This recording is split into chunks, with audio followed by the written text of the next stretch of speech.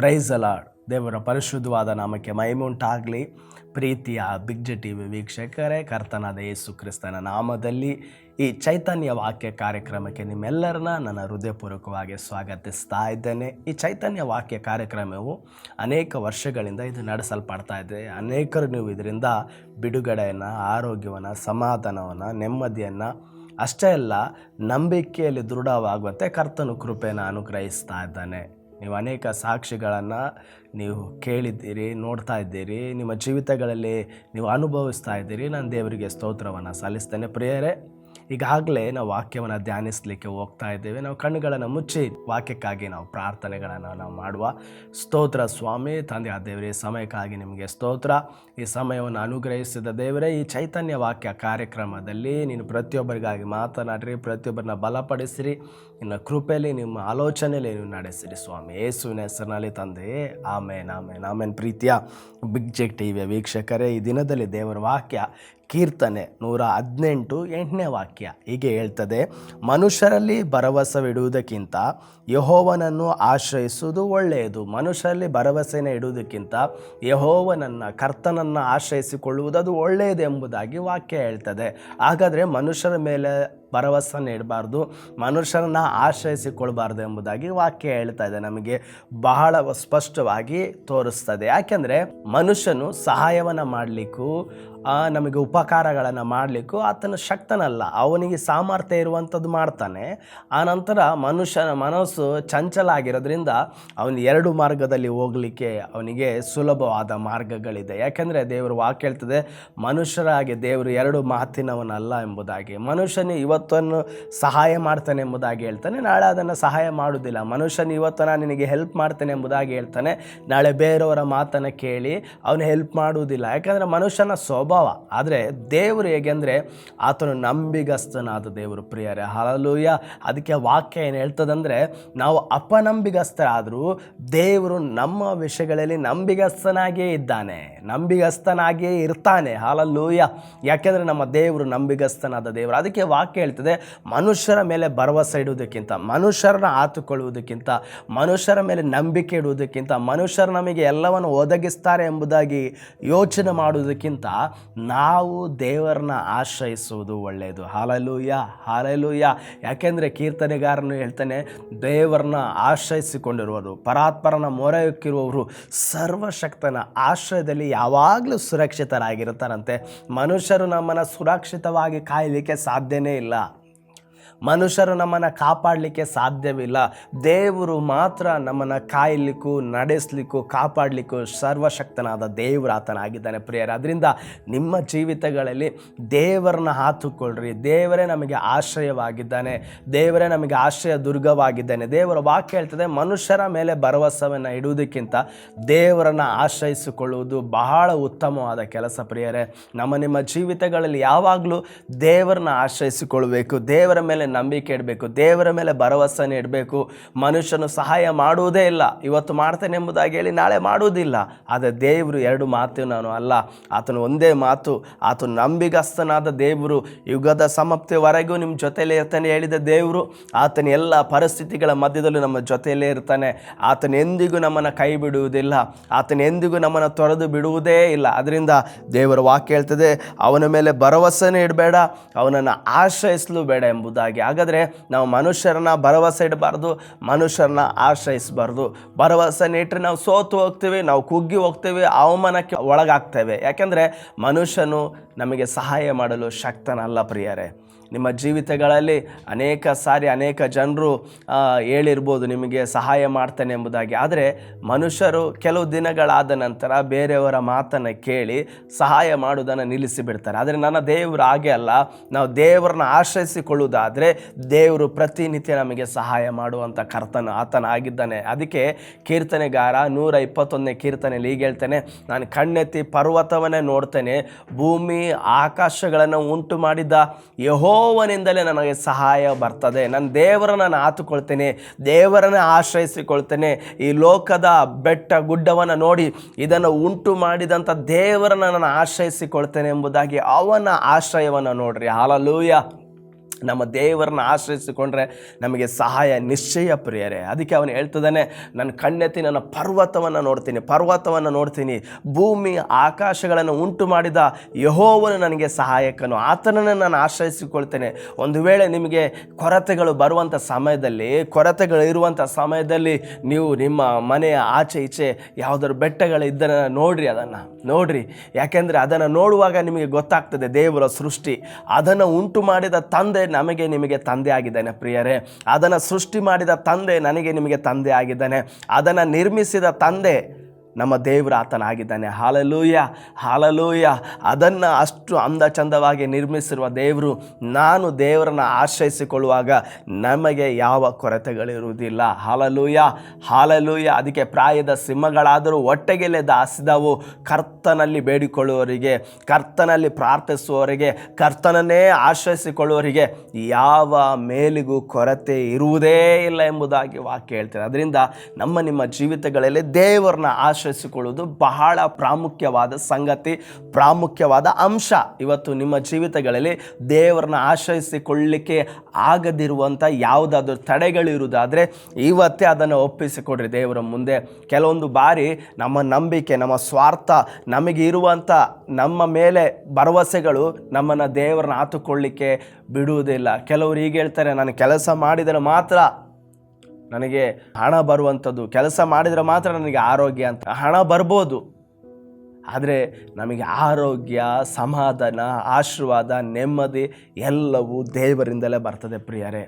ಇವತ್ತು ನಿಮ್ಮನ್ನು ಕುರಿತು ನೀವು ಎಚ್ಚರಿಸಿಕೊಳ್ಬೇಡ್ರಿ, ನಾನು ಅದು ಮಾಡಿದೆ, ನಾನು ಇದು ಮಾಡಿದೆ. ಇಲ್ಲ, ದೇವರನ್ನು ಆಶ್ರಯಿಸಿಕೊಳ್ಳ್ರಿ ಪ್ರಿಯರೇ. ಆತನು ನಿಮಗೆ ಸಹಾಯ ಮಾಡಲು ಶಕ್ತನು. ನೀವು ಕೆಲಸವನ್ನು ಮಾಡ್ತೀರಾ, ಯಾವುದೋ ಬಿಸ್ನೆಸ್ ಮಾಡ್ತಾ ಇದ್ದೀರಾ, ಯಾವುದಾದ್ರೂ ಬಿಸ್ನೆಸ್ ಮಾಡಲೇಬೇಕೆಂಬುದಾಗಿ ಯೋಚನೆ ಮಾಡ್ತಿದ್ದೀರಾ, ಹಾಗಾದರೆ ದೇವರನ್ನ ಆಶ್ರಯಿಸಿಕೊಳ್ಳ್ರಿ, ದೇವರ ಮೇಲೆ ಭರವಸೆ ನೀಡ್ರಿ, ದೇವರನ್ನ ನಂಬಿಕೆಯಿಂದ ಆತನ ಆಶ್ರಯಿಸಿಕೊಳ್ಳ್ರಿ. ಆತ ನಿಮಗೆ ಸಹಾಯ ಮಾಡ್ತಾನೆ, ಆತನು ನಿಮ್ಮನ್ನು ನಡೆಸ್ತಾನೆ, ಆತ ನಿಮ್ಮನ್ನು ಬಲಪಡಿಸ್ತಾನೆ, ಆತ ನಿಮಗೆ ಜ್ಞಾನವನ್ನು ಕೊಡ್ತಾರೆ ಪ್ರಿಯರೇ. ಹಾಲೆಲೂಯ. ಅದರಿಂದ ಬೆಳಗಿನ ಜಾವದಲ್ಲಿ ಚಿಂತಿಸಬೇಡ್ರಿ, ನಿಮ್ಮ ಜೀವಿತದಲ್ಲಿ ದೊಡ್ಡ ಕಾರ್ಯಗಳನ್ನು ಯೇಸು ಸ್ವಾಮಿ ಮಾಡ್ತಾರೆ. 2 ಪೂರ್ವಕಾಲ ವೃತ್ತಾಂತ 20ನೇ ಅಧ್ಯಾಯವನ್ನು ನಾವು ನೋಡುವಾಗ ಅಲ್ಲಿ ಹೀಗೆ ಹೇಳ್ತದೆ, ಇದಾದ ಮೇಲೆ ಮೊಹೋಬ್ಯರು, ಅಮೋನಿಯರು, ಮೊಗೋನ್ಯರು ಕೆಲವರು ಯೋಷಾಪಾಟನಿಗೆ ವಿರುದ್ಧವಾಗಿ ಯುದ್ಧಕ್ಕೆ ಬಂದರು. ಅಲ್ಲಿ ದೇವರ ವಾಕ್ಯ ಹೇಳ್ತದೆ, ಯೋಷಾಪಾಟನಿಗೆ ವಿರುದ್ಧವಾಗಿ ಅನೇಕ ಜನರು ಯುದ್ಧಕ್ಕೆ ಬಂದ್ರಂತೆ. ನೋಡ್ರಿ, ಯೋಷಾಪಾಟನಿಗೆ ವಿರುದ್ಧವಾಗಿ ಅನೇಕ ಜನರು ಯುದ್ಧಕ್ಕೆ ಬರುವಾಗ ಅವನು ಏನನ್ನು ಮಾಡ್ತಾನಂತ ಹೇಳಿದರೆ, 3ನೇ ವಾಕ್ಯವನ್ನು ನೋಡುವಾಗ, ಯೋಷಾಪಾಟನು ಎದರಿ ಯೆಹೋವನನ್ನೇ ಆಶ್ರಯಿಸಿಕೊಳ್ಳಬೇಕೆಂದು ನಿರ್ಣಯಿಸಿಕೊಂಡು ಯಹೂದ್ಯರೆಲ್ಲರೂ ಉಪವಾಸ ಮಾಡಬೇಕೆಂದು ಪ್ರಕಟಿಸಿದನು. ಆಗ ಯಹೂದ್ಯರು ಎಲ್ಲರೂ ಸೇರಿ ಅವರು ಉಪವಾಸಕ್ಕೆ ಒಳಗಾಗ್ತಾರೆ. ಅಲ್ಲಿ ದೇವರು ಅವರ ವಿಷಯದಲ್ಲಿ ಜಯವನ್ನು ಅನುಗ್ರಹಿಸ್ತಾನೆ. ಸತ್ಯವೇದ ಹೇಳ್ತದೆ, ಅಲ್ಲಿ ಕರ್ತನು ಅವರಿಗೆ ಜಯವನ್ನು ಅನುಗ್ರಹಿಸ್ತಾನೆ. ನಾನೇ ನಿಮಗೆ ಯುದ್ಧವನ್ನು ಮಾಡ್ತೇನೆ ಎಂಬುದಾಗಿ ದೇವರ ವಾಕ್ಯ ಅಲ್ಲಿ ತೋರಿಸ್ತದೆ ಪ್ರಿಯರೇ. 15ನೇ ವಾಕ್ಯ, ಅವನು ಎಲ್ಲ ಯಹೂದ್ಯರೇ, ಯೆರೂಸಲೇಮಿನವರೇ, ಅರಸನಾದ ಯೋಷಾಪಾಟನೇ, ಯೆಹೋವನು ಹೇಳುವುದನ್ನು ಕೇಳಿರಿ, ಈ ಮಹಾಸಮೂಹದ ನಿಮಿತ್ತವಾಗಿ ಕಳವಳಗೊಳ್ಳಬೇಡಿರಿ, ಹೆದರಬೇಡಿರಿ, ಯುದ್ಧವು ನಿಮ್ಮದಲ್ಲ ದೇವರದೇ. ಹಾಲೆಲೂಯ. ಯುದ್ಧವು ನಿಮ್ಮದಲ್ಲ ದೇವರದೇ ಎಂಬುದಾಗಿ ದೇವರ ವಾಕ್ಯ ಹೇಳ್ತದೆ. ನಾವು ದೇವರನ್ನ ಆಶ್ರಯಿಸಿಕೊಳ್ಳುವಾಗ ನಮಗೆ ಎಷ್ಟೇ ಪರಿಸ್ಥಿತಿಗಳು ಬರಲಿ, ಎಷ್ಟೇ ಹೋರಾಟಗಳು ಬರಲಿ, ಎಷ್ಟೇ ಕಷ್ಟಗಳು ಬರಲಿ, ಎಷ್ಟೇ ನಿಂದೆಗಳು ಬರಲಿ, ಅದನ್ನು ತೆಗೆದುಹಾಕುವಂಥ ಕರ್ತನು ನಮ್ಮ ಜೊತೆಯಲ್ಲಿದ್ದಾನೆ ಪ್ರಿಯರೇ. ಹಾಲೆಲೂಯ. ಯೋಷಾಪಾಟನ ಏನು ಮಾಡ್ದ ಅಂದರೆ, ಅವನು ಅರಸನು, ಅವನು ರಾಜ, ಆ ದೇಶದ ರಾಜ. ಎಲ್ಲ ಇಸ್ರಾಯೇಲ್ ಜನರಿಗೆ, ಎಲ್ಲ ಯಹೂದ್ಯ ಜನರಿಗೆ ಹೇಳ್ದ, ನೀವು ಏನು ಮಾಡಿರಿ ಅಂದರೆ, ಎಲ್ಲರೂ ಉಪವಾಸವಾಗಿ ದೇವರ ಮುಂದೆ ಅಡ್ಡ ಬೀಳ್ರಿ, ದೇವರನ್ನ ಆಶ್ರಯಿಸಿಕೊಳ್ಳ್ರಿ, ದೇವರನ್ನ ನಂಬ್ರಿ ಎಂಬುದಾಗಿ ದೇವರ ಮುಂದೆ ಅಡ್ಡ ಬಿದ್ದರು. ಅವರು ತಮ್ಮನ್ನು ತಾವು ತಗ್ಗಿಸಿಕೊಂಡ್ರು. ದೇವರು ಹೇಳ್ತಿದ್ದಾರೆ, ಯುದ್ಧವು ನಿಮ್ಮದಲ್ಲ ನನ್ನದು ಎಂಬುದಾಗಿ. ಹಲ್ಲೆಲೂಯಾ. ನೀವು ದೇವರನ್ನ ಆಶ್ರಯಿಸಿಕೊಳ್ಳುವಾಗ, ದೇವರ ಮೇಲೆ ನಂಬಿಕೆ ಇಡುವಾಗ, ದೇವರ ಸಮ್ಮುಖದಲ್ಲಿ ನಾವು ತಗ್ಗಿಸಿಕೊಳ್ಳುವಾಗ ಕರ್ತನು ನಮಗೆ ಸಹಾಯಕನಾಗ್ತಾನೆ ಪ್ರಿಯರೇ. ಹಲ್ಲೆಲೂಯಾ. ಎಂಥ ಒಳ್ಳೆ ದೇವರು ನೋಡ್ರಿ. ಯೋಷಾಪಾಟನು, ಇಸ್ರಾಯೇಲ್ ಜನರೆಲ್ಲರೂ ದೇವರ ಮುಂದೆ ಹೋಗಿ ಅಡ್ಡ ಬಿದ್ದ ತಕ್ಷಣ ದೇವರು ಹೇಳ್ತದೆ, ಯುದ್ಧವು ನಿಮ್ಮದಲ್ಲ, ಯುದ್ಧವು ನನ್ನದು. ಹಲ್ಲೆಲೂಯಾ. ಹಾಗಾದರೆ ಎಲ್ಲ ವಿಷಯಗಳಲ್ಲಿ ಸಹ ನಿಮಗೆ ಕೊರತೆಗಳು ಬರುವಾಗಲೂ ಸಹ, ನಿಮ್ಮ ಮಕ್ಕಳ ಭವಿಷ್ಯಗಳು ರೂಪಿಸಲ್ಪಡದೇ ಇರುವಾಗಲೂ ಸಹ, ನಿಮ್ಮ ಗಂಡನ ಸ್ಥಿತಿ ಮಾರ್ಪಡದೇ ಇರುವಾಗಲೂ ಸಹ, ನಿಮಗೆ ಚಿಂತೆಯಿಂದ ಕೂಡಿದ್ದಾಗಲೂ ಸಹ, ಕಷ್ಟಗಳಿರುವಾಗಲೂ ಸಹ, ಸಾಲದ ಪರಿಸ್ಥಿತಿಗಳಲ್ಲಿ ಹೋಗುವಾಗಲೂ ಸಹ ನೀವು ದೇವರನ್ನು ಆತುಕೊಳ್ಳುವುದಾದರೆ ಕರ್ತನು ನಿಮ್ಮ ಪಕ್ಷದಲ್ಲಿ ನಿಂತುಕೊಳ್ತಾನೆ. ಅದಕ್ಕೆ ವಾಕ್ಯ ಹೇಳ್ತಾ ಇದೆ, ಇವತ್ತು ನಾವು ದೇವರನ್ನ ಆಶ್ರಯಿಸಿಕೊಳ್ಳೋದು ಬಹಳ ಬಹಳ ಮುಖ್ಯವಾದಂಥ ಪ್ರಾಮುಖ್ಯತೆವಾದಂಥ ಸಂಗತಿಯಾಗಿದೆ ಪ್ರಿಯರೇ. Hallelujah, hallelujah. ಯೋಷಾಫಾಟನು ಹೋಗಿ ದೇವರನ್ನ ಹತ್ತುಕೊಂಡ, ದೇವರನ್ನ ಮುಂದೆ ಅಡ್ಡ ಬಿದ್ದ, ದೇವರನ್ನ ಆಶ್ರಯಿಸಿಕೊಂಡ. ಅದರಿಂದ ದೇವರು ಅವನ ಜೀವಿತದಲ್ಲಿ ಯುದ್ಧವನ್ನು ಮಾಡಿದರು, ಅವನ ಜೀವಿತದಲ್ಲಿ ದೇವರು ಕಾರ್ಯವನ್ನು ಮಾಡಿದರು, ಅವರ ಜೀವಿತದಲ್ಲಿ ದೇವರು ಉನ್ನತವಾದಂಥ ಸಂಗತಿಗಳನ್ನು ಮಾಡಿದರು. ದೇವರ ವಾಕ್ಯ ಹೇಳ್ತದೆ, ದೇವರು ಆ ದಿನದಲ್ಲಿ ಅವರಿಗಾಗಿ ಯುದ್ಧವನ್ನು ಮಾಡಿದ. ಹಾಲೆಲೂಯ. ಮತ್ತು ಅವರು ಕೃತಜ್ಞತೆಯನ್ನು ಸಲ್ಲಿಸಿದರು, ದೇವರ ಮುಂದೆ ಆರ್ಭಟಿಸಿದರು, ದೇವರು ಅವರಿಗಾಗಿ ದೊಡ್ಡ ಕಾರ್ಯಗಳನ್ನು ಮಾಡಿದ ಪ್ರಿಯರೇ. Hallelujah, hallelujah. ದೇವರೆಷ್ಟು ಒಳ್ಳೆಯ ದೇವರು ನೋಡ್ರಿ. ನೀವು ಆ ಚರಿತ್ರೆಯನ್ನು ಓದ್ತಾ ಬರುವಾಗ ನಿಮಗೆ ಭಾಗವಾಗಿ ನೀವು ನೋಡ್ರಿ, ಅವರು ಹೋಗಿ ದೇವರ ಮುಂದೆ ಮೊಣಕಾಲು ಊರಿ ಅಡ್ಡ ಬಿದ್ದು ಪ್ರಾರ್ಥಿಸ್ತಾರೆ, ಆರಾಧಿಸ್ತಾರೆ, ತಮ್ಮನ್ನು ತಗ್ಗಿಸಿಕೊಳ್ತಾರೆ. ದೇವರನ್ನ ಇಕ್ಕಟ್ಟಿನ ಪರಿಸ್ಥಿತಿಗಳ ಮಧ್ಯದಲ್ಲಿ ಅವರು ಮೊರೆ ಇಡ್ತಾರೆ. ದೇವರು ಅವರಿಗಾಗಿ ಕರ್ತನು ಯುದ್ಧವನ್ನು ಮಾಡಿ ಅಲ್ಲಿ ಜಯವನ್ನು ಕೊಟ್ಟದ್ದು ನಿಶ್ಚಯ ಪ್ರಿಯರೇ. ಅದೇ ರೀತಿಯಲ್ಲಿ ನಿಮ್ಮ ಜೀವಿತದಲ್ಲಿ ಏನೇ ವಿರುದ್ಧವಾಗಿ ಬಂದಿರ್ಬೋದು, ಯಾವ ಪರಿಸ್ಥಿತಿಗಳು ವಿರುದ್ಧವಾಗಿ ಬಂದಿರ್ಬೋದು, ನಿಮ್ಮ ಮಕ್ಕಳಿಗೆ ವಿರುದ್ಧವಾಗಿ ಬಂದಿರ್ಬೋದು, ನಿಮ್ಮ ಭವಿಷ್ಯಕ್ಕೆ ವಿರುದ್ಧವಾಗಿ ಬಂದಿರ್ಬೋದು, ನಿಮ್ಮ ಕುಟುಂಬದಲ್ಲಿ ವಿರುದ್ಧವಾಗಿ ಬಂದಿರ್ಬೋದು ಪ್ರಿಯರೇ, ಎಲ್ಲವನ್ನ ದೇವರು ಸರಿಪಡಿಸಲಿಕ್ಕೆ ಸರ್ವಶಕ್ತನಾದ ದೇವರು ನನ್ನ ಕರ್ತನಾತನ ಆಗಿದ್ದಾನೆ. ಯಾಕೆಂದರೆ ನನ್ನ ದೇವರು ಜೀವಿಸ್ತಾ ಇದ್ದಾರೆ, ನನ್ನ ದೇವರು ಜೀವಿಸ್ತಾ ಇದ್ದಾರೆ. ಯೋಷಾಫಾಟನಿಗೆ ಮಾಡಿದ ಅದ್ಭುತಗಳನ್ನು ನಿಮ್ಮ ಜೀವಿತದಲ್ಲಿ ಮಾಡಲ್ವಾ? ನಿಶ್ಚಯವಾಗಿ ಮಾಡ್ತಾನೆ, ನಿಶ್ಚಯವಾಗಿ ಮಾಡ್ತಾನೆ. ಯಾಕೆ? ನನ್ನ ದೇವರು ಕಾಯುವಂಥ ದೇವರು. ನೀವು ದೇವರನ್ನ ಆತುಕೊಳ್ಳುವಾಗ ದೇವರು ನಿಮ್ಮನ್ನು ಕಾಯ್ತಾರೆ ಪ್ರಿಯರೇ. ದೇವರು ಹೇಗೆ, ವಾಕ್ಯ ಹೀಗೆ ಹೇಳ್ತದೆ, ನಮ್ಮ ಕಾಲು ಕಲ್ಲಿಗೆ ತಗಲದಂತೆ ಅವರು ನಮ್ಮನ್ನು ಕೈಗಳಲ್ಲಿ ಎತ್ತಿಕೊಳ್ತಾರೆ ಎಂಬುದಾಗಿ. ಯಾರು ದೇವರನ್ನ, ಪರಾತ್ಪರನಾದ ದೇವರನ್ನ ಆಶ್ರಯಿಸಿಕೊಂಡವರಿಗೆ ದೇವರು ಕಾಯುವಂಥ ದೇವರು. ಅಷ್ಟೇ ಅಲ್ಲ, ಅವರು ಗುಡಾರದ ಸಮೀಪಕ್ಕೂ ಉಪದ್ರವಗಳು ಬರದ ಹಾಗೆ ಆತನು ಕಾಯುವಂಥ ದೇವರು ಆತನೇ. ಹಲ್ಲೆಲೂಯಾ, ಆಮೆನ್ ಎಂಬುದಾಗಿ ಹೇಳ್ರಿ. ನಾನು ನಿನ್ನನ್ನು ಆಶ್ರಯಿಸಿರುವುದರಿಂದ ನನ್ನ ಮನೆಗೆ ಯಾವ ಉಪದ್ರವಗಳು ಬರುವುದೇ ಇಲ್ಲ. ಗೂಡಾರದ ಸಮೀಪಕ್ಕೂ ಉಪದ್ರವಗಳು ಬರಲಾರದು, ಕೇಡು ಸಂಭವಿಸದು. ಹಲ್ಲೆಲೂಯಾ, ಯಾಕೆಂದರೆ ನಾನು ದೇವರಲ್ಲಿ ಸುರಕ್ಷಿತನಾಗಿದ್ದೇನೆ. Amen, hallelujah. ಆದ್ದರಿಂದ ಯೋಷಾಫಾಟನನ್ನು ದೇವರು ಕಾದದ್ದು ನಿಶ್ಚಯವಾಗಿರುವುದಾದರೆ, ಕಾದದ್ದು ಸತ್ಯವಾಗಿರುವುದಾದರೆ, ನಿಮ್ಮ ಜೀವಿತದಲ್ಲಿ ದೇವರು ಸಹ ನಿಮ್ಮನ್ನು ಕಾಯಲಿಕ್ಕೆ ಆತನು ಸರ್ವಶಕ್ತನಾದ ದೇವರಾಗಿದ್ದಾನೆ ಪ್ರಿಯರೇ. ಹಾಲೆಲೂಯ. ಆತನಿಂದ ಅಸಾಧ್ಯವಾಗದ ಕಾರ್ಯಗಳು ಯಾವುದೂ ಇಲ್ಲ ಎಂಬುದಾಗಿ ಆತನು ತೋರಿಸ್ತಾ ಇದ್ದಾನೆ. ಎಷ್ಟು ರಾಜರುಗಳು ಅವನಿಗೆ ವಿರುದ್ಧವಾಗಿ ಬಂದರೂ ಸಹ ಅವನು ಸೋತು ಹೋಗಲಿಲ್ಲ, ಕುಗ್ಗಿ ಹೋಗಲಿಲ್ಲ. ಭಯ ಬಂತು, ಆದರೆ ದೇವರ ಸಮ್ಮುಖಕ್ಕೆ ಹೋದ. ಇವತ್ತು ನಿಮಗೆ ಭಯ ಇದೆಯಾ? ನಿಮ್ಮ ಭವಿಷ್ಯದ ಕುರಿತು ಭಯ ಇದೆಯಾ? ನಿಮ್ಮ ಮಕ್ಕಳ ಕುರಿತು ಭಯ ಇದೆಯಾ? ದೇವರನ್ನ ಆತುಕೊಳ್ಳ್ರಿ. ಇವತ್ತು ದೇವರನ್ನ ಆತುಕೊಳ್ಳದೆ ಯಾವ ಕೆಲಸವನ್ನು ಮಾಡಬೇಡ್ರಿ ಪ್ರಿಯರೇ. ದೇವರನ್ನ ಆಶ್ರಯಿಸದೆ ಯಾವ ಬಿಸ್ನೆಸ್ನ ಮಾಡಬೇಡ್ರಿ. ನಿಮ್ಮ ಬಲದಲ್ಲಿ, ನಿಮ್ಮ ಜ್ಞಾನದಲ್ಲಿ ಯಾವುದನ್ನು ಮಾಡಬೇಡ್ರಿ. ದೇವರನ್ನು ಆಶ್ರಯಿಸಿಕೊಳ್ಳ್ರಿ. ಇನ್ನೊಂದು ಉದಾಹರಣೆ ಇದೆ ಸತ್ಯವೇದದಲ್ಲಿ. 1 ಸಾಮುವೇಲ 17ನೇ ಅಧ್ಯಾಯ 32ನೇ ವಾಕ್ಯದಿಂದ ನೀವು ಓದ್ತಾ ಬರುವಾಗ 37ನೇ ವಾಕ್ಯದ ತನಕ ನಿಮಗೆ ಭಾಳ ಸ್ಪಷ್ಟವಾಗಿ ಗೊತ್ತಿರ್ತದೆ. ಅಲ್ಲಿ ದಾವೀದನು ಯುದ್ಧವನ್ನು ನೋಡ್ತಾ ಇದ್ದ. ಪ್ರತಿನಿತ್ಯ ಗೋಲ್ಯಾತನೆಂಬ ಒಬ್ಬ ದೈತ್ಯ ಮನುಷ್ಯ ಇಸ್ರೇಲ್ ಜನರ ಮುಂದೆ ಬಂದು ಪ್ರತಿನಿತ್ಯ ಅವನು ನಿಂತ್ಕೊಳ್ತಿದ್ದ. ಬನ್ರಿ ನನ್ನ ಜೊತೆ ಯುದ್ಧವನ್ನು ಮಾಡಲಿಕ್ಕೆ, ಬನ್ರಿ ನನ್ನ ಜೊತೆ ಯುದ್ಧವನ್ನು ಮಾಡಲಿಕ್ಕೆ ಪ್ರತಿದಿನ ಬರ್ತಾ ಇದ್ದ. ಪ್ರತಿದಿನ ಬಂದರೂ ಸಹ ಇಸ್ರೇಲ್ ಸಂತತಿಯಿಂದ, ಇಸ್ರೇಲ್ ಜನರ ಕುಲಗಳಿಂದ, ಆ ಎಲ್ಲ ಜನರಿಂದ ಯಾರು ಒಬ್ಬನು ಸಹ ಯುದ್ಧ ವೀರನು ಮುಂದೆ ಹೋಗಲಿಕ್ಕೆ ಆಗ್ತಾ ಇರಲಿಲ್ಲ. ಯಾಕೆಂದರೆ ಅಷ್ಟು ದೈತ್ಯವಾದಂಥ ದೊಡ್ಡ ವ್ಯಕ್ತಿ, ಶರೀರವನ್ನು ಹೊಂದಿರುವಂಥ ವ್ಯಕ್ತಿ, ಆ ಯುದ್ಧ ವೀರವನ್ನು ಕಲ್ತಿರುವಂಥ ವ್ಯಕ್ತಿ ಅವನು. 33ನೇ ವಾಕ್ಯವನ್ನು ನೀವು ಓದುವಾಗ ಕೆಳಗೆ ಬರುವಾಗ, ನೀನು ಅವನ ಜೊತೆ ನೀನು ಏನಾಗ್ಲಿಕ್ಕಾಗಲ್ಲ, ಜಗಳವನ್ನು ಮಾಡ್ಲಿಕ್ಕಾಗಲ್ಲ, ನೀನು ಇನ್ನು ಅವನ ಜೊತೆ ಹೋಗಬೇಡ, ನೀನು ಇನ್ನೂ ಚಿಕ್ಕ ಹುಡುಗ. ಅವನು ಚಿಕ್ಕದಿನಿಂದಲೇ ಅವನು ಏನಾಗಿದ್ದಾನೆ, ಯುದ್ಧ ವೀರನಾಗಿದ್ದಾನೆ. ಗೋಲಿಯಾತ ಸಾಧಾರಣನಲ್ಲ, ಅವನು ಚಿಕ್ಕದ್ರಿಂದಲೇ ಅವನು ಯುದ್ಧ ವೀರನಾಗಿದ್ದಾನೆ. ನೀನು ಅವನ ಜೊತೆ ಹೋಗಿ ಕಾದಾಡ್ಲಿಕ್ಕಾಗಲ್ಲ, ನೀನು ಅವನ ಜೊತೆ ಫೈಟ್ ಮಾಡಲಿಕ್ಕಾಗಲ್ಲ, ನೀನು ಸೋತು ಹೋಗ್ತೀಯ ಎಂಬುದಾಗಿ ಸೌಲನು ಹೇಳುವಾಗಲೂ ಸಹ, ಅಲ್ಲಿ ಒಂದು ಜನರು ಅವನಿಗೆ ಹೇಳುವಾಗಲೂ ಸಹ, ಅವನಿಗೆ ಕುಗ್ಗಿಸುವಾಗಲೂ ಸಹ ಅವನು ಭಯಪಡಲಿಲ್ಲ. ಅವನು ಈಗ ಹೇಳ್ತಾನೆ, ನಾನು ಕಾಡಲ್ಲಿರುವಾಗ ಕುರಿಗಳನ್ನು ಹೊತ್ಕೊಂಡು ಹೋಗ್ತಿತ್ತು ಸಿಂಹ ಬಂದು, ಅದನ್ನು ನಾನು ತಡೀತಿದ್ದೆ, ಕರಡಿಗಳನ್ನು ಬಾಯಿಗಳನ್ನು ಸೀಳ್ತಿದ್ದೆ, ಕುರಿಮರಿಗಳನ್ನು ಅದರಿಂದ ತಪ್ಪಿಸ್ತಿದ್ದೆ, ಅವುಗಳ ಜೊತೆ ನಾನು ಫೈಟ್ ಮಾಡ್ತಿದ್ದೆ. ಅಷ್ಟೇ ಹೇಳಲಿಲ್ಲ, ಕೆಳಗೆ ಬರುವಾಗ 37ನೇ ವಾಕ್ಯ ಭಾಳ ಸ್ಪಷ್ಟವಾಗಿ ಹೇಳ್ತದೆ, ನನ್ನನ್ನು ಅಂಥ ಸಿಂಹ ಮತ್ತು ಕರಡಿಗಳ ಉಗುರುಗಳಿಗೆ ತಪ್ಪಿಸಿದ ಯೆಹೋವನು ಈ ಫಿಲಿಷ್ಟಿಯನ ಕೈಗೂ ತಪ್ಪಿಸುವನು. ಹಲ್ಲೆಲೂಯಾ. ನನ್ನ ದೇವರು ನನ್ನನ್ನು ಸಿಂಹದ ಮತ್ತು ಕರಡಿಯ ಉಗುರುಗಳಿಂದ ತಪ್ಪಿಸಿದ ದೇವರು ಈ ಫಿಲಿಷ್ಟಿಯನ ಕೈಗಳಿಂದ ತಪ್ಪಿಸಲಿಕ್ಕೆ ಆತನು ಸರ್ವಶಕ್ತನಾದ ದೇವರು ಎಂಬುದಾಗಿ ಆತನು ಹೇಳ್ತಿದ್ದಾನೆ. ಅದರ ಅರ್ಥ, ನಾನು ನನ್ನ ದೇಹದಿಂದ ಇಷ್ಟು ಚಿಕ್ಕವನು, ಯೌವನಸ್ಥ, ನಾನು ಚಿಕ್ಕ ಹುಡುಗ ಎಂಬುದಾಗಿ ನಾನು ಕುಗ್ಗಿ ಹೋಗ್ತಿಲ್ಲ. ನನ್ನ ಒಳಗೆ ಇರುವಂಥ ದೇವರು ದೊಡ್ಡವನು, ನಾನು ಸರ್ವಶಕ್ತನಾದ ದೇವರನ್ನು ಆಶ್ರಯಿಸಿಕೊಂಡು ಹೋಗ್ತಾ ಇದ್ದೇನೆ ಎಂಬುದಾಗಿ ಸೌಲನಿಗೆ ಅವನು ತಿಳಿಯಪಡಿಸ್ತಾನೆ. ಪ್ರಿಯರೇ, ಹಲ್ಲೆಲೂಯಾ. ಅವನು ಹೇಳ್ತಿರುವಂತಹ ಭಾಷೆ ಹೇಗಿದೆ ಅಂತ ಹೇಳಿದರೆ ನೋಡ್ರಿ, ಅವತ್ತು ಸಿಂಹದ ಬಾಯಿಂದ ಕರಡಿಗಳ ಉಗುರಿಂದ ದೇವರನ್ನು ತಪ್ಪಿಸಿದ್ರಲ್ಲ, ಅದೇ ದೇವರು ಇವತ್ತು ಈ ಫಿಲಿಷ್ಟಿಯನ ಕೈಯಿಂದನೂ ನನ್ನನ್ನು ತಪ್ಪಿಸ್ತಾನೆ, ನನ್ನನ್ನು ಕಾಪಾಡ್ತಾನೆ. ಹಲ್ಲೆಲೂಯಾ. ಎಂಥ ಒಂದು ಆಶ್ರಯಿಸಿಕೊಳ್ಳುವಿಕೆ ನೋಡ್ರಿ, ಎಂಥ ಒಂದು ಆಶ್ರಯಿಸಿಕೊಳ್ಳುವಿಕೆ. ನಿಮ್ಮ ಜೀವಿತದಲ್ಲಿ ಸಹ ಎಂಥ ಪರಿಸ್ಥಿತಿಗಳು ಬರ್ಬೋದು, ಹೋರಾಟಗಳು ಬರ್ಬೋದು, ಅದರಿಂದ ಕಾಯುವಂಥ ಕರ್ತನು ನಮ್ಮ ಒಳ್ಳೆಯ ತಂದೆ ಆಗಿದ್ದಾನೆ. ದೇವರ ವಾಕ್ಯ ಹೀಗೆ ಹೇಳ್ತದೆ. 1 ಸಮುವೇಲನ ಚರಿತ್ರೆಯಲ್ಲಿ ನೀವು ಓದ್ರಿ, ದಾವೀದನ ಕುರಿತು ಓದ್ತಾ ಬರುವಾಗ ದೇವರು ಆ ದಿನದಲ್ಲಿ ದಾವೀದನಿಗೆ ಜಯವನ್ನು ಅನುಗ್ರಹಿಸಿದ, ಆ ಫಿಲಿಷ್ಟಿಯನು ನೆಲಕ್ಕೆ ಉರುಳಿದ. ಹೇಗೆ? ಕಾರಣ ಏನು? ದಾವೀದನು ಸರ್ವಶಕ್ತನಾದ ದೇವರನ್ನ ಆಶ್ರಯಿಸಿಕೊಂಡ.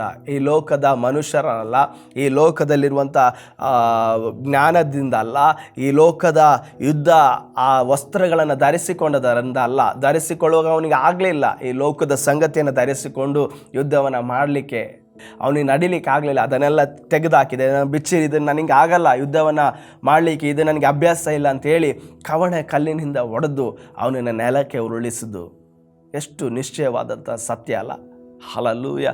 ಹಾಗಾದರೆ ಅವನು ದೇವರನ್ನ ಆಶ್ರಯಿಸಿಕೊಂಡಿರುವುದಾದರೆ 37ನೇ ವಾಕ್ಯ ಹೇಳುವ ಹಾಗೆ ಸಿಂಹದ ಸಿಂಹದಿಂದಲೂ ಅಷ್ಟೇ ಅಲ್ಲ, ಕರಡಿಯ ಉಗುರುಗಳಿಂದಲೂ ನನ್ನನ್ನು ತಪ್ಪಿಸಿದ ದೇವರು ಇವತ್ತು ಫಿಲಿಷ್ಟಿಯನ ಕೈಯಿಂದ ನನ್ನನ್ನು ತಪ್ಪಿಸ್ತಾನೆ. ಹಲ್ಲೆಲೂಯಾ. ನಮ್ಮ ದೇವರು ಎಷ್ಟು ಸರ್ವಶಕ್ತನಾದ ದೇವರು ನೋಡ್ರಿ.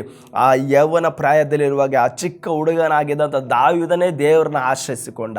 ಇವತ್ತು ನಮ್ಮ ಜೀವಿತಗಳಲ್ಲಿ ನಾವು ದೇವರನ್ನ ಆಶ್ರಯಿಸಿಕೊಳ್ಳುವುದನ್ನು ನಾವು ಕಲಿಬೇಕು ಪ್ರಿಯರೇ. ಆ ದಿನದಲ್ಲಿ ಅವರಿಗೆ ಜಯ ಉಂಟಾಯಿತು.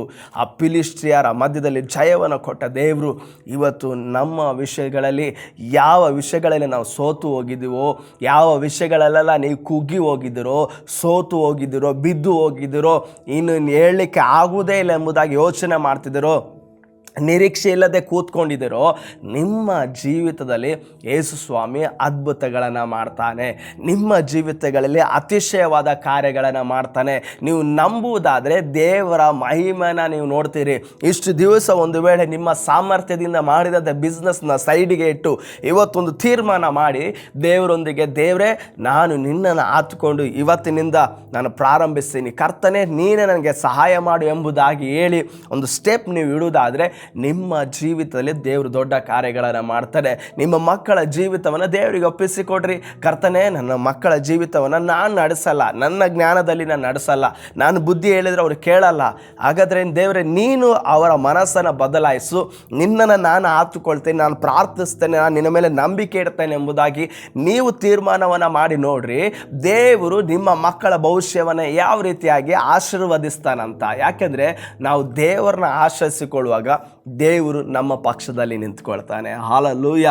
ಯಾಕೆಂದರೆ ಆತನು ಸರ್ವಜ್ಞಾನಿಯಾಗಿರುವ ದೇವರು, ಮನುಷ್ಯರ ಆಲೋಚನೆಗಳನ್ನು ಬದಲಾಯಿಸಲು ಶಕ್ತನಾಗಿರುವಂಥ ದೇವರು ನಿನ್ನ ದೇವರು ಆತನಾಗಿದ್ದಾನೆ. ಅದರಿಂದ ಈ ಸಮಯದಲ್ಲಿ ನಿಮ್ಮನ್ನು ನೋಡಿ ಹೇಳ್ತೇನೆ, ಎಲ್ಲ ಪರಿಸ್ಥಿತಿಗಳ ಮಧ್ಯದಲ್ಲಿ ದೇವರನ್ನ ಆಶ್ರಯಿಸಿಕೊಳ್ಳ್ರಿ, ಯೇಸುವನ್ನು ಆಶ್ರಯಿಸಿಕೊಳ್ಳ್ರಿ. ಯೇಸು ಇಲ್ಲದೆ ನಾನು ಏನು ಮಾಡಲಿಕ್ಕೆ ಆಗುವುದಿಲ್ಲ ಎಂಬಂಥ ತೀರ್ಮಾನಕ್ಕೆ ನಿಮ್ಮ ಮನಸ್ಸನ್ನು ತೆಗೆದುಕೊಂಡು ಹೋಗಿ ಇಡ್ರಿ. ಹಾಲೆಲೂಯ. ಆಗ ದೇವರ ವಾಕ್ಯ ನಿಮ್ಮ ಜೀವಿತದಲ್ಲಿ ನೆರವೇರ್ತದೆ, ದೇವರ ವಾಗ್ದಾನಗಳು ನಿಮ್ಮ ಜೀವಿತದಲ್ಲಿ ನೆರವೇರ್ತದೆ ಪ್ರಿಯರೇ. ಹಾಲೆಲೂಯ. ಅದಕ್ಕೆ ಯೇಸು ಸ್ವಾಮಿ ಹೇಳ್ತಾರೆ, ನೀವು ನನ್ನನ್ನು ಬಿಟ್ಟು ಏನೂ ಮಾಡಲಿಕ್ಕೆ ಆಗುವುದೇ ಇಲ್ಲ. ಯೋಹಾನ ಬರೆದ ಸುವಾರ್ತೆ 15ನೇ ಅಧ್ಯಾಯವನ್ನು ನೀವು ತೆಗೆದು ಓದುವಾಗ, ನೀವು ನನ್ನಲ್ಲಿಯೂ ನನ್ನ ವಾಕ್ಯಗಳು ನಿಮ್ಮಲ್ಲಿಯೂ ನೆಲೆಗೊಂಡಿದ್ರೆ ನೀವೇನು ಬೇಕಾದರೂ ಬೇಡಿಕೊಳ್ಳ್ರಿ. Hallelujah, hallelujah. ಎಂಥ ವಾಕ್ಯಗಳ್ರಿ ನೋಡ್ರಿ. ನಾನು ದೇವರಲ್ಲಿಯೂ ದೇವರ ವಾಕ್ಯವು ನನ್ನಲ್ಲಿ ನೆಲೆಗೊಂಡಿದ್ರೆ ನಾನು ಏನು ಬೇಕಾದರೂ ಬೇಡಿಕೊಂಡ್ರು ದೇವರು ನನಗೆ ಕೊಡುವಂಥ ದೇವರ ಆತನಾಗಿದ್ದಾನೆ. ನಿಮ್ಮ ಜೀವಿತಗಳಲ್ಲಿ ಕರ್ತನು ನಿಮ್ಮ ಜೀವಿತದಲ್ಲಿ ಅದ್ಭುತಗಳನ್ನು ಮಾಡಬೇಕಾ, ಅತಿಶಯವಾದ ಕಾರ್ಯಗಳನ್ನು ಮಾಡಬೇಕಾ, ಮಹತ್ ಕಾರ್ಯಗಳನ್ನು ಮಾಡಬೇಕಾ, ಮಹಿಮೆಯಾದ ಕಾರ್ಯಗಳನ್ನು ಮಾಡಬೇಕಾ, ನಿಮ್ಮ ತಲೆಯು ಕಾಡು ಕೋಣದಂತೆ ಎತ್ತಲ್ಪಡಬೇಕಾ, ನಿಮ್ಮ ಜೀವಿತದಲ್ಲಿ ಜಯದಿಂದ ಜಯಕ್ಕೆ ಹೋಗಬೇಕಾ, ನೀವು ಸೋಲಿನಿಂದ ಮೇಲಕ್ಕೆ ಬರಬೇಕಾ, ನೀವು ಬಿದ್ದು ಹೋಗದಂಥ ಸ್ಥಿತಿಯಲ್ಲಿ ನಡಿಬೇಕಾ, ಆಶೀರ್ವಾದದ ಮಾರ್ಗದಲ್ಲಿ ನಡಿಬೇಕಾ, ಮಹಿಮೆಯಾಗಿ ನೀವು ಜೀವಿಸಬೇಕಾ, ಹಾಗಾದರೆ ದೇವರಲ್ಲಿ ನೀವು ನೆಲೆಗೊಳ್ಳಬೇಕು, ದೇವರನ್ನು ಆಶ್ರಯಿಸಿಕೊಳ್ಬೇಕು, ಆತನ ವಾಕ್ಯವು ನಿಮ್ಮಲ್ಲಿ ನೆಲೆಗೊಂಡಿರಬೇಕು ಪ್ರಿಯರೇ. ಹಾಲೆಲೂಯ. ಆಗ ನೀವು ಪ್ರಾರ್ಥಿಸುವಾಗ ಸದುತ್ತರಗಳು ದೊರಕ್ತದೆ. ಅನೇಕ ಜನರು ಇವತ್ತು ಪ್ರಾರ್ಥಿಸ್ತಾರೆ, ಆದರೆ ದೇವರ ವಾಕ್ಯಕ್ಕೆ ಪ್ರಾಮುಖ್ಯತೆಯನ್ನು ಕೊಡಲ್ಲ. ಇವತ್ತು ಅನೇಕ ಜನರು ಪ್ರಾರ್ಥಿಸ್ತಾರೆ, ಸಾಧಾರಣವಾಗಿ ಪ್ರಾರ್ಥಿಸ್ತಾರೆ, ಆದರೆ ದೇವರ ಮೇಲೆ ಭರವಸೆ ಇರುವುದಿಲ್ಲ, ದೇವರನ್ನ ಆಶ್ರಯಿಸಿಕೊಂಡಿರುವುದಿಲ್ಲ. ಯಾವುದಾದ್ರೂ ಒಂದು ಸಮಸ್ಯೆಗೆ ಪ್ರಾರ್ಥಿಸ್ತಾರೆ, 1-2 ದಿನ 3 ದಿನ 1 ವಾರ ಪ್ರಾರ್ಥಿಸ್ತಾರೆ. ಆನಂತರ ಅವರ ಮನಸ್ಸಿನಲ್ಲಿ ಹೀಗೆ ತೀರ್ಮಾನ ಮಾಡ್ತಾರೆ, ಇದು ಇನ್ನು ಬದಲಾಗಲಿಕ್ಕಿಲ್ಲ, ಇದು ಹಾಗೇ ಇರುತ್ತೆ, ನಾವು ಇನ್ನು ಎಷ್ಟು ಪ್ರೇಯರ್ ಮಾಡಿದ್ರೆ ಇಷ್ಟೇ, ಇನ್ನು ಅದ್ಭುತಗಳು ನಡೆಯಲ್ಲ. ಈ ತೀರ್ಮಾನಕ್ಕೆ ಬರಬೇಡ್ರಿ. ಇಲ್ಲ, ನನ್ನ ದೇವರು ನನಗೆ ಅದ್ಭುತಗಳನ್ನು ಮಾಡ್ತಾನೆ, ನನ್ನ ದೇವರು ಅತಿಶಯಗಳನ್ನು ಮಾಡ್ತಾನೆ, ಬಿಡುಗಡೆಯ ಕಾರ್ಯಗಳನ್ನು ಮಾಡ್ತಾನೆ ಎಂಬ ಒಂದು ದೃಢ ನಿಶ್ಚಯದೊಂದಿಗೆ ಕರ್ತನನ್ನು ಆಶ್ರಯಿಸಿರಿ. ಕರ್ತನು ನಿಮಗಾಗಿ ಯುದ್ಧವನ್ನು ಮಾಡ್ತಾನೆ, ಕರ್ತನು ನಿಮ್ಮನ್ನು ನಡೆಸ್ತಾನೆ, ಕರ್ತನು ನಿಮ್ಮನ್ನು ಬಲಪಡಿಸ್ತಾನೆ, ಕರ್ತನು ನಿಮಗೆ ಸಹಾಯ ಮಾಡ್ತಾನೆ, ಕರ್ತನು ನಿಮ್ಮ ಜೊತೆಯಲ್ಲಿ ನಿಂತಿರೋದನ್ನು ನೀವು ಗ್ರಹಿಸ್ತೀರಿ ಪ್ರಿಯರೇ. ಹಾಲೆಲೂಯ. ನೀವು ಗ್ರಹಿಸ್ತೀರಿ, ನೀವು ಎದುರು ನೋಡ್ತೀರಿ, ದೇವರು ನನಗೆ ಅದ್ಭುತಗಳನ್ನು ಮಾಡ್ತಾನೆ, ಅತಿಶಯಗಳನ್ನು ಮಾಡ್ತಾನೆ ಎಂಬುದಾಗಿ ನೀವು ಒಂದು ವೇಳೆ ದೇವರ ಮೇಲೆ ಭರವಸೆಯನ್ನು ಇಡುವುದಾದರೆ ನೀವು ಅದ್ಭುತಗಳನ್ನು ಹೊಂದುತ್ತೀರಿ. ಇದು ಅದ್ಭುತವಾದ ಸಮಯ ಪ್ರಿಯರೇ. ಹಾಲೆಲೂಯ. ನೀವು ರೋಗದ ಪರಿಸ್ಥಿತಿಗಳಲ್ಲಿ ಈಗ ಇದ್ದೀರಾ, ಈಗ ದೇವರ ಮೇಲೆ ಆಶ್ರಯಿಸಿಕೊಂಡು ಹೇಳ್ರಿ, ನಾನು ಯೇಸುವಿನ ಬಾಸುಂಡೆಗಳಿಂದ ನಾನು ಗುಣವಾಗಿದ್ದೇನೆ. ಹಾಲೆಲೂಯ. ಈಗ ನೀವು ಕೊರತೆಗಳ ಮಧ್ಯದಲ್ಲಿ ಈಗಿದ್ದೀರಾ, ಈಗ ಹೇಳ್ರಿ, ಯೆಹೋವ ಈರೆ ನನ್ನ ಕೊರತೆಗಳನ್ನು ದೇವರು ಸಂಧಿಸಿದ್ದಾರೆ. ಹಾಲೆಲೂಯ.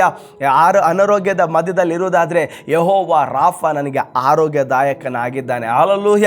ಎಲ್ಲ ಪರಿಸ್ಥಿತಿಗಳಲ್ಲಿ ದೇವರನ್ನ ಹತ್ತುಕೊಳ್ಳುವಂಥದ್ದು.